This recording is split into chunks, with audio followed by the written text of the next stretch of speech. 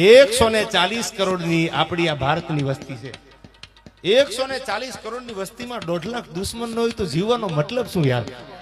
અર્જુન સિસોદિયા કહે છે, હું નથી કહેતો ભાઈ. અને હવે સાંભળજો, હવે પાછો મેઘાણી ઝવેરચંદ કહે છે, હું તો આ બધા યુવાનોને કહું છું, ભણો ગણો આગળ વધો.